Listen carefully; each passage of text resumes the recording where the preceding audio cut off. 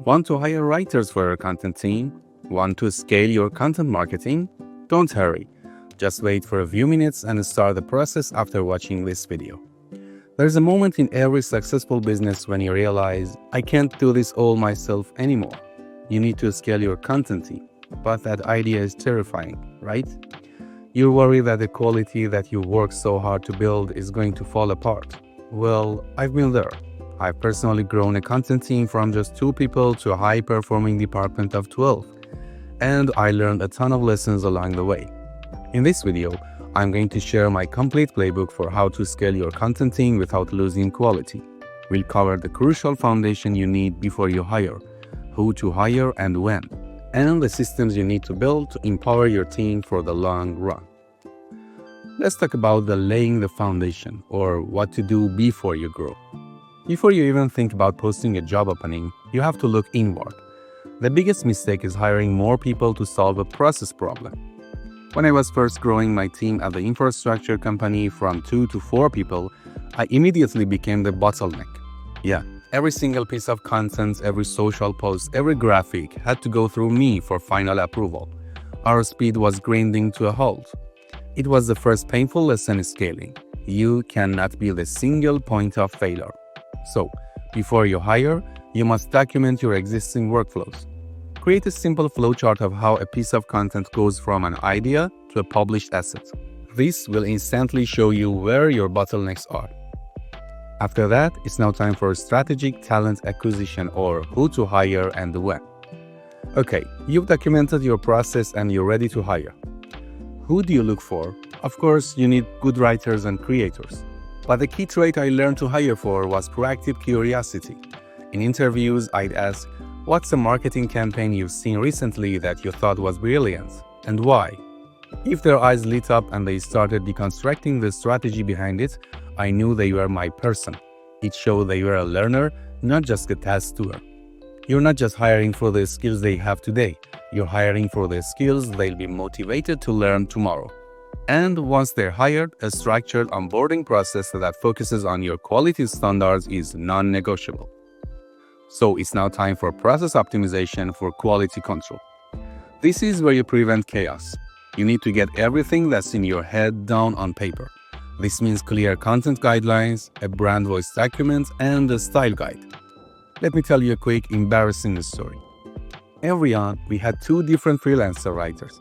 One capitalized the word internet and the other didn't. One wrote in a super formal tone and the other was casual. We published both posts in the same week. A reader actually emailed us and asked, "Are you guys 2 different companies?" It made us look so sloppy. That's the day I stopped everything and we created our first brand voice and style guide. You don't think you need one until you desperately do. This also includes a multi-stage review process. So, quality control isn't your job, it's everyone's responsibility.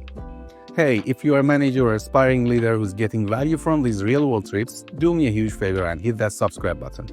My whole goal is to help you build and lead successful teams. Alright, let's talk about how to keep your team motivated. Great people will leave if they don't feel like they're growing. As a manager, your most important job is to be a mentor.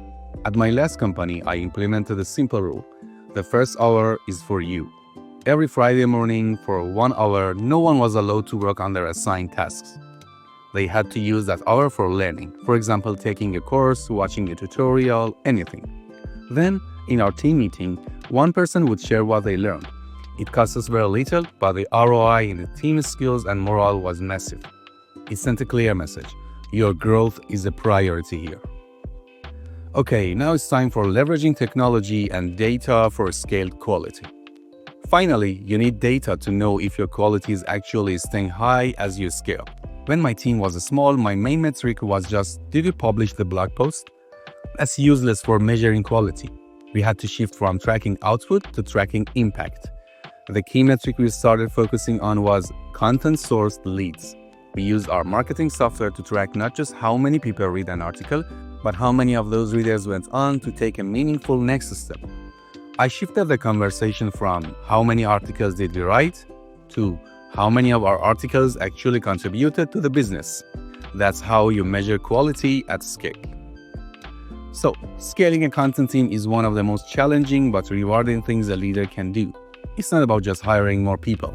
It's about building a system, a culture, and a process that allows talented people to do their best work consistently. Here's your action plan.